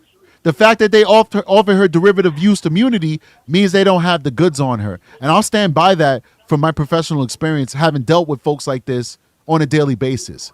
In fact, I just wrapped up a case that could send somebody to life in prison just a few days ago. So this is what I do. It's not what I do in a distant memory. It's not what I did in another career. It's what's paying for the heat on right now. I'm gonna stand by that. Okay. Thank you for your perspective. I was just pretty spontaneous because everybody's wanting Jen Soto prosecuted along with me. I was just wondering if she was going to ever get prosecuted after everything's done. Well, listen, I'm going to be praying for that because I think she's a terrible mother. But I also want to. I'm only praying for it if she's guilty. Once again, as much as I hate bad guys and I don't like the mother and the parent that Jen Soto is, if I was granted godlike powers and I could look into Jen Soto's soul and she really didn't know, I don't want her prosecuted just from being a negligent mother for something she didn't do. Yeah. I only want her prosecuted for what they could prove that she did. Yes, I agree. I appreciate you for calling. Thank you. Thank you so much. It was very kind of her for calling in, man. It was really nice of her. Now we can, if we do end the show, we don't have to feel as bad as we felt last time that nobody called in. And great questions. And I hope that I was clear and concise when I answered that for her, but very kind of her for calling in. I'd like to hear from another call, guys. Please call on in, man. You can ask me anything, man. Like I said, whenever somebody call in, it's a free for all. You ask me whatever. If I can't answer it, I don't think you guys get that I'm the type of person that is afraid to tell you I can't answer your question. You know, if I can't answer it, I'll say I can't answer it. But definitely, please do call in, show some love to the show. I definitely want to hear from you guys. The phone number is let's see here, 518. Oh, someone's calling. What's going on, caller? Welcome to True Crime Strategic. What's your name and where you calling from? Jay from Orlando. Hey, what's up, man? You're a local, man. I appreciate you for calling in. Yeah, I'm a local. I called a few weeks ago. We had a little talk. I know. I remember your name. You know, you're Jay Williams. There we go. From Osceola County. You are the attorney. Yeah. I had a source, and I gave you a little tip. Well, let me listen. I didn't get to call you did a show. I don't know, maybe last week, maybe a week or two ago, when you were talking about how all the phone evidence is in danger of being thrown out. Right. But I just want to throw that out there. But I did say that I don't believe it would be thrown out. But I just felt that it's good motions that they put out there. But go ahead. Right. So guess who that detective works for who did that? The female detective? Yes. Who does she work for? I think it was Kissimmee PD. Remember I told you as soon as Kissimmee PD or Osceola was going to take over, that the case was going to get botched in some way. Right. Damn. Yeah, I got to look it up. I got to look it up and see if she worked for Kissimmee. I think she worked for Osceola County. It was one of the two. Either one was it was going to happen. Right. And so if that phone evidence gets thrown out, what case do you think they still, or what evidence do you think they still would have on the, maybe not necessarily the murder, but the SA? Well, I highly doubt that the phone would be thrown out because they'll probably just argue that they'll eventually have found it anyway. And they also do have him saying multiple times that he consents. But my issue is the procedure by which they obtained those consents from him. So it's really hard that they're going to throw that out. But if they do, I still think that the Google Drive is fair game. They went to a judge. They got a signed and sealed search warrant for Google. And that's still going to be tens of thousands of, not tens of thousands, but like thousands and thousands of pieces of CSAM material. So I think that the Google stuff is 100% safe. Okay. I also believe. I was go ahead. Sorry. Also, the communications that they would have gotten from, like basically subpoenaing the phone company and stuff like that. I think that stuff would be safe, but there would be a good argument to say that all of that stuff came from fruit of the poison tree. That you wouldn't have got that stuff if you didn't have the phone. So I don't know, but it's hard to even imagine them throwing out that evidence because, I mean, it's not like the guy said, no, you can't have my phone, and no, you don't have my consent, and then they took the phone anyway, and then they performed a Cellbrite dump on it without his consent. It's too much deference that will be given to the prosecution, especially in a case like this. Yeah, I agree. See, I was under the understanding, I forgot that they had a whole nother drive that was online based, not on the physical phone. That they got the SA material from as well. Yeah, there's another. I believe there was a thumb drive that they had that material on as well. So yes, they absolutely would also have that evidence as well. That evidence would not be affected by whatever happens with the phone. Right. Because with a case like that has no DNA, at least that we know of so far. Well, that we know of. Oh, they haven't released the DNA that was on the body. I'll give you a little tidbit. Mm-hmm. They didn't find any. They didn't find any? They found something else. But they didn't find that. So what you're saying is you have inside knowledge that they didn't find DNA. What type of DNA are you talking about, though? No, it wasn't DNA. It wasn't DNA. It's not DNA. DNA. But are you saying that they did not find DNA? I'm saying they did not find DNA, at least on the body. Okay. When they recovered. And yeah, that the guy that you were saying earlier on the Brady list. Right. I'm pretty sure that was the sheriff. Okay. That put a picture of the deceased body on Instagram. Okay. But I would say 99.9% sure.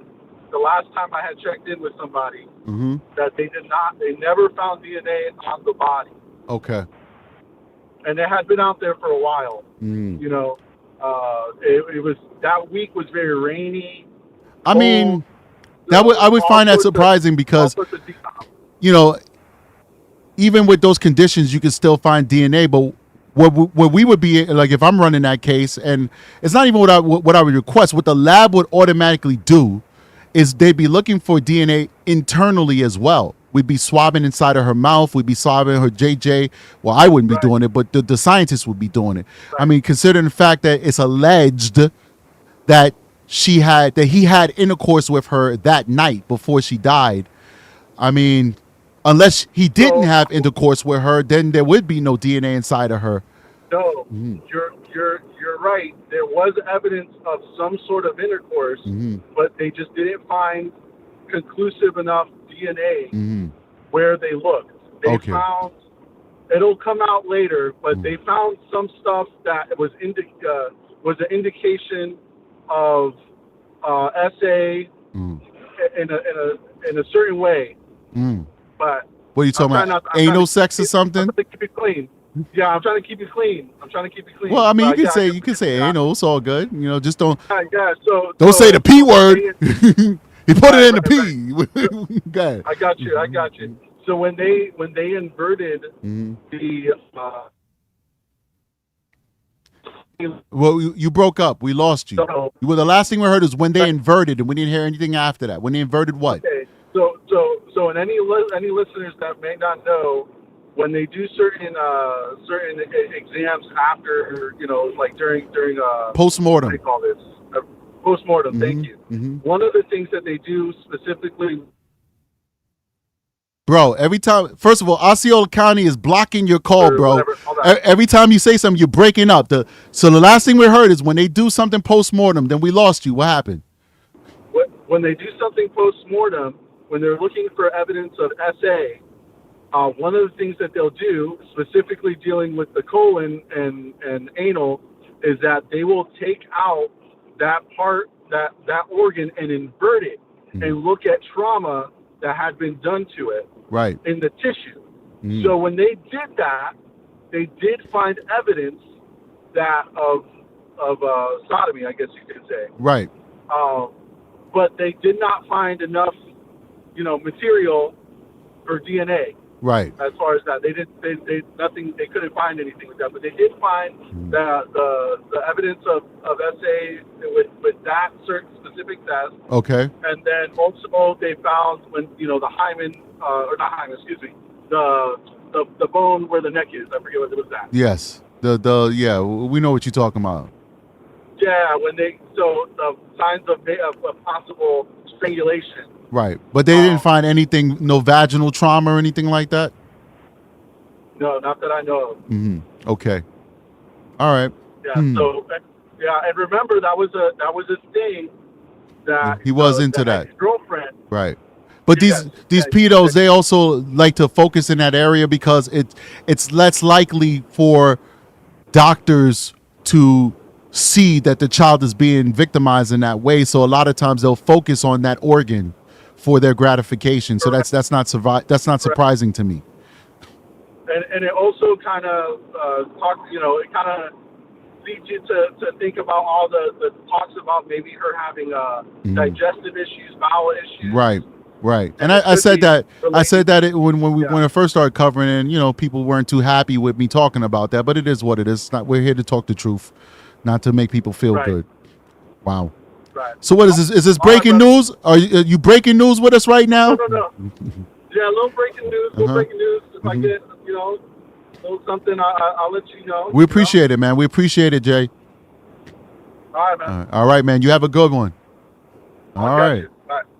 All right. I joke around. That's not Jay William, the prosecutor. I just joke around because they both from Orlando and they both got the same first name. But all right, 1 second, caller. Just hold on 1 second. I just gotta say this. I have not confirmed anything that Jay said. Jay says he has a source. It is what it is. You know what I'm saying? So you take that with a grain of salt. We'll all find out during the trial when the autopsy is released during the trial, and we have we actually there's no guarantee that they'll even read out the autopsy publicly because Madeline was a minor. But Jay says he has a source, and that's what he says, and that's Jay's words, not Strategic Eyes. All right, caller, how you doing? Welcome to the show. What's your name and where you calling from? Hey, Strategic. It's Paula Mesa. How are you? What's up, Miss Mesa? Where you calling from? Virginia Beach, Virginia. I'm the one that's always with the emojis. I'm crazy with the emojis. Okay. Appreciate you. We love the support you give the channel. What you got for us? Yes. Say it again? What do you got for me? Well, I just wanted to first of all appreciate you. Thank you for being such a strong just man and helping us women that are single, because I'm a single mom, just know what to look out for and just be, because you've given me a lot of strength to be aware of my surroundings. That's good. And always keep my daughter, well, I've always kept my daughter safe, but even more so now because it's unbelievable how many pedos are just out there and it's not taken as seriously as it is. Like, why can't they just make a whole prison just for pedos and keep them there forever? Like, we should have an island. Should make an island. Yeah. Bikini Bottom. An island just for them. Yeah. So blow it up every couple of years. Sorry? I said blow it up every couple of years, but go ahead. Yeah. No, I'm originally from Long Island, New York. Okay, cool. So it's awesome to hear my accent. And I just love the New York accent. Okay, cool. Appreciate you. Anyways, other than that, last question is, why are they making such a big deal about the what do you call them? The statements for Maddie's case. Like the victim impact statements? Yeah, why are they making such a big deal about that? Because during sentencing, there's a lot of leeway in what you can say that you can't say during the trial. And what they're trying to prevent is a automatic shoo-in for death. Because if these victims, I guess presumably Jen Soto will be one of them. But, you might even hear from Maddie's friends, from the kids, if the parents decide to do it. There might be one or two kids that's like, Mom, Dad, I want to talk at that trial. If you hear the kids, if you hear from Maddie's grandmother, you hear from Maddie's father, you hear from Maddie's teachers, and they're saying how much they love Maddie, how much she was an awesome girl and all this stuff, that jury's going to be like, excuse my French, fuck Stearns, kill him. And that's what they're trying to prevent. They're trying to prevent the jury from hearing all these heart-wrenching, gut-wrenching stories about how much Maddie will be missed and how much she suffered at the hands of Stephan Stearns, and which will basically guarantee that Stephan Stearns will be convicted. Well, not convicted, but rather sentenced to death. And that's what they're trying to prevent. I think that's ridiculous because, not for nothing, but I've always seen cases where these families are crazy emotional. I remember the one with the young teenage girl that was stabbed by her, I think, boyfriend, And oh my gosh, that was so impactful. Mhm. Especially, I think the sister was like putting like rocks in a to show how many times he stabbed her. Right. Like, I don't understand why they're trying to prevent impactful, emotional. Like, I get it. I get what you're saying, but this is the first time I've ever heard them trying to critique or make it, a certain way. Well, it's not the first That's time I've just heard it. ridiculous. It's not the first time Oh, I've no? heard it. And once again, I'm gonna listen. I don't care about Stephan Stearns. Listen. I as I've gotten older, like I'm lacking empathy. I'm like, I guess my empathy tank is empty. Like I will gladly Especially for fly this down to guy. Florida and volunteer to be the guy to like pull the switch for him. I don't care. I wouldn't lose any sleep. I'd be like, whatever. I go to Dunkin' Donuts afterwards. Let's take a trip. Yeah, Let's I take mean, a trip. we'll do it together. But I respect the defense as much as I respect the prosecution because I love our system. And I just want to impress upon you folks that these people are doing their job. They're doing their job. They have to do their job because you never know when somebody is innocent, which we know Stephan Stearns is not.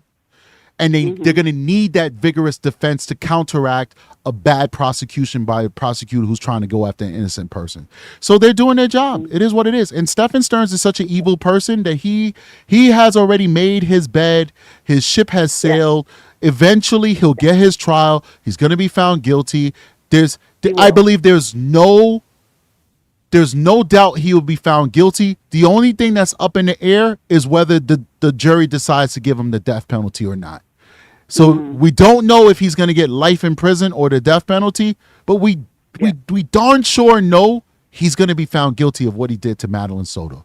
But let us praise this defense. Literally, as citizens, as American citizens, we need to praise this defense because what they're doing is proving how great this country is. That we live in a country where guilty people are still afforded good and honest defenses. That's my take. You're absolutely right. All right. Well, I'll let you go. I know you have a lot more callers. It's been awesome to speak to you. Keep doing what you're doing and love you, my brother. And I miss you when you're not on. So sorry, I was definitely look out for you. Solving some crazy cases, man. I appreciate you though, Yes, man. sir. Thank you. You're All welcome. Take care now. You too. All Bye. right. Bye-bye. All right. So yeah, man, appreciate good call. Appreciate you for calling in. Do we have anybody else who wants to call in? We're at an hour and 32 minutes. So even though Aki's always like, end the call, she didn't do it at this time. We got time. What's going on? Welcome to True Crime with Strategic. What's your name and where you calling from? Hi, it's Jen from Chicagoland. What's happening from H-Town? No, Yeah. it's not H-Town. No, it's not H-Town. C-Town. Chi-Town. Yeah, Chi-Town. There we go. What's happening? Yeah. What you got for me? Not much. Enjoying my Sunday, but I wanted to just call in, say thank you for your show and for the hard work that you do off the show as well, which I don't know how you manage because that sounds so difficult. Well, somebody's got to do it, right? No, Listen, you're right. I'm but solving cases. We appreciate the people who are able to because a lot of us Appreciate that. couldn't. You know what I'm saying? Yeah, You I gotta mean, get the right people like in I those said, jobs. I'm solving cases, but you got people who literally run into burning buildings for a living. Like those are the real freaking heroes, man. Yeah, that's true. That's what my grandpa did. He was a firefighter. Yeah. So shoot. yeah, there's a lot of people who do. Yeah, I mean it's all hard. It's all difficult, and just gotta get the right people in the right jobs that can handle those things because not Absolutely. everybody can. You know what I mean? The firefighter running the building probably couldn't handle your job. Yeah. You know what I'm saying? And vice versa. You got to get the right people I'd be like, in the fire! right areas. Oh, hell no, I'm running. You be like, yo, Strategic got the falsetto. What you got on this case, though? You got anything for this case? Yeah, no, a lot of so much stuff with this case. I keep going back and forth too with. Yes, I know. I understand that his lawyer is doing what she needs to do, but it almost feels like she's trying to get him off sometimes. But she's supposed to. That's the beautiful thing. Yeah. She's supposed to. I understand that, but in a case where, for the SA, how do you get somebody off who's got all this evidence? I don't know, but she's supposed to. I want to impress upon this for my audience. I will fight you guys tooth and nails. She's supposed to. Defense attorneys are supposed to vigorously try and get this guy off. Yeah, of course she's supposed to try. That's her job. I just don't know how she does it. Oh, Do you know what I'm saying? I In a guess case so. where you know your client's guilty. It's not like some of the other ones where it's like, well, maybe they are, maybe they're not. Mm-hmm. You know, I don't know how you can put how difficult it must be. Well, maybe it's not for her. Some people it might not be. I don't know. But I think for a lot of us to have a client where it's like, look there's plenty of photos and videos. We know this guy's guilty of the SA for sure. Mm-hmm. You know, regardless, we don't really know what happened with Mandy's death. We don't know who did what. Right. We don't know. We don't even know if it was an accident and, you know, they just freaked out and, you know, tried to cover it up. But at least we do know what he was doing to the poor girl for years. Right. So I don't know how somebody's able to, you know, put that aside.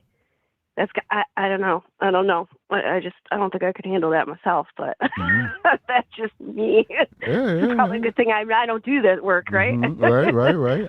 Yeah. I know. It's definitely. But do you think there is any chance she's going to actually be able to get him off? No, not at all. Because isn't there a ton of other evidence outside the phone, even if there's the thumb drive. The thumb drive that Chris Stearns got, the father. He got that thumb drive. He turned that in. That's CSAM.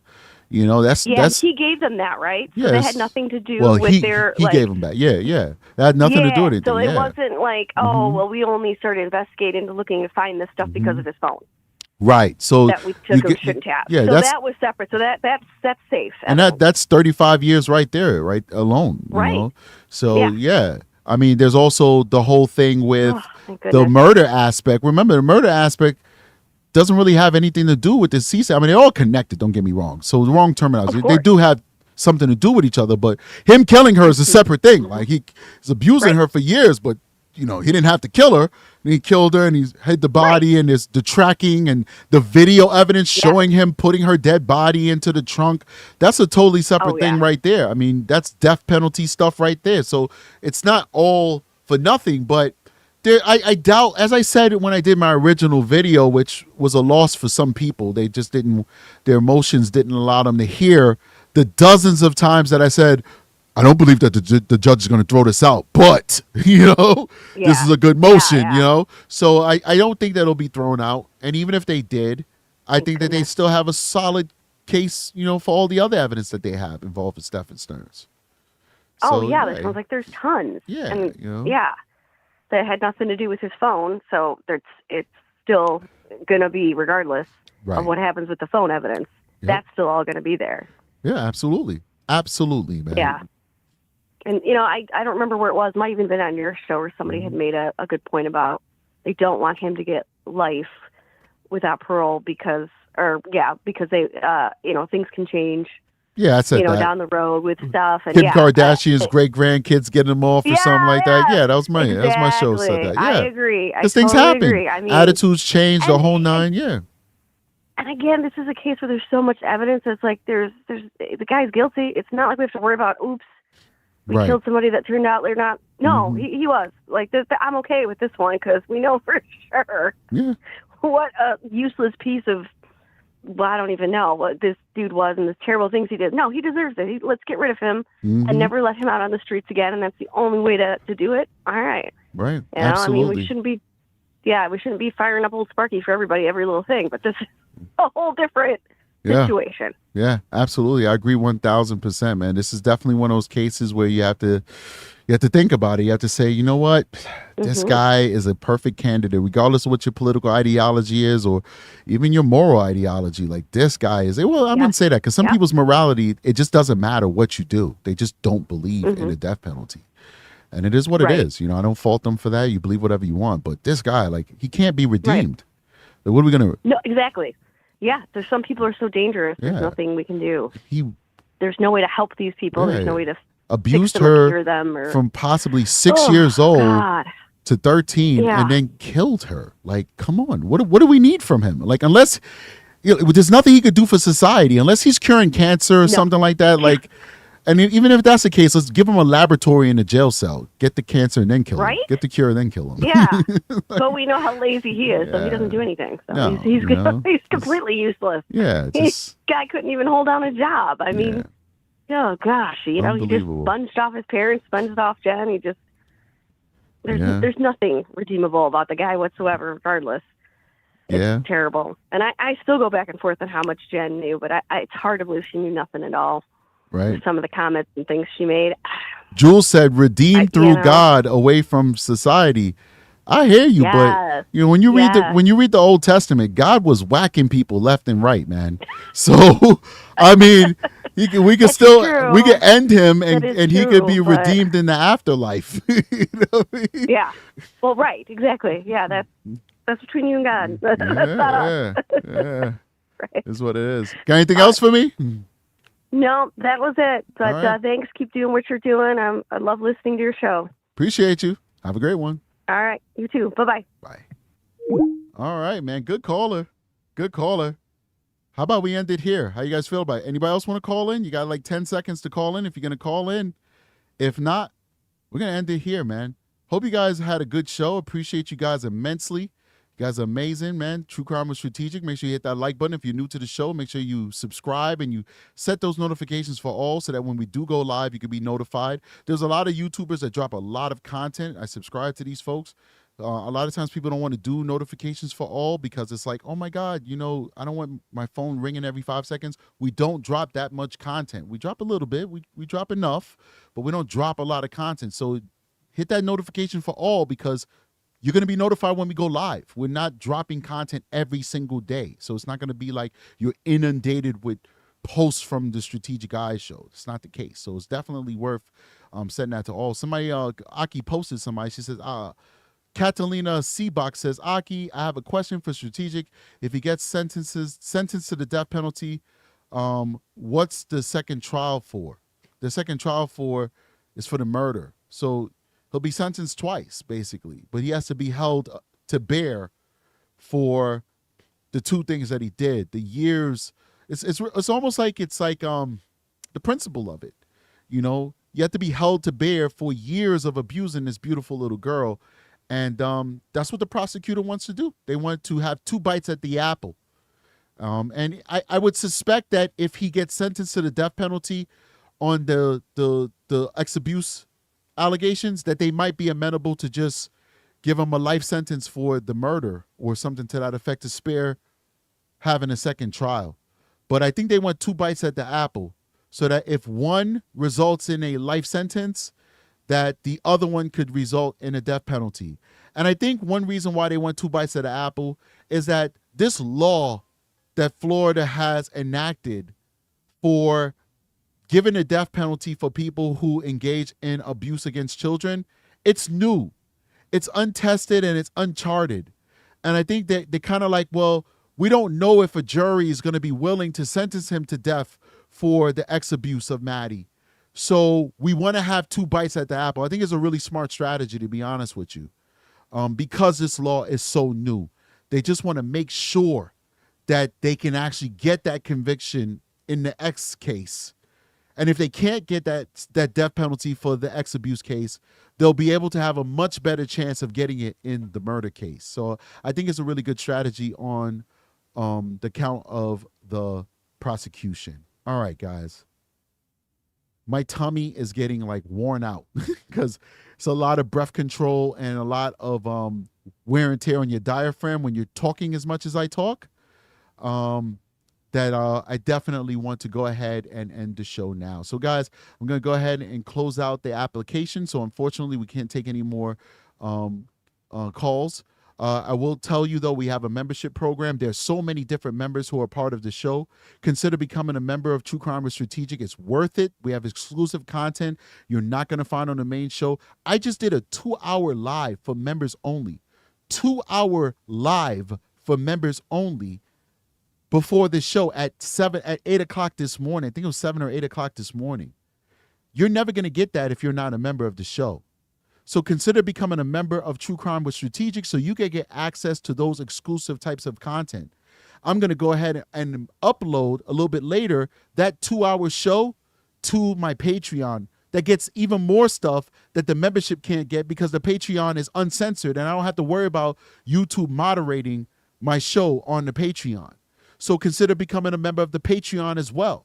So please do support the channel because we're giving you value for your support. It's not like we're just asking you for support and then that's the end of it. No, we're asking you for support And we're also giving you tons of value for that support if you become a member and become a member of the Patreon as well. And or you choose which one you want. And if you're smart, you'll get both. And lastly, they're very affordable. Very, very, very, very affordable. So consider becoming a member of the show. We drop everything. All those lives go for everybody, for the members. And then after a little bit, we take that access away and only give it to the higher tiers to patrolling up. So if you're just a recruit, if you catch me live, you'll be able to catch me live. You get for a couple hours after that live, let people finish out. But then it's just patrolling up. So consider becoming a member on the patrol level so you can have access to everything. All right. That's what we do here on True Crime with Strategic. So anyway, guys, I'll see you guys on the next one. Please make sure that you support the channel and make sure that you also give coffee to the moderators and the research crew because they do an amazing job. And I think that's it. Let me just peruse the chat. And then we'll call it a day.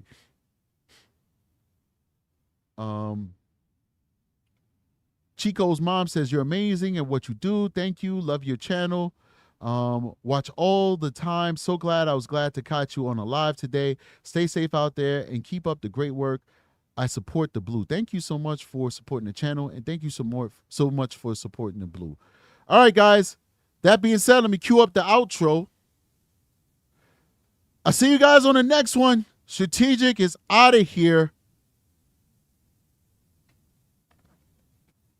Peace. I'm so corny. It's definitely corny. I'll see you guys on the next one. Peace.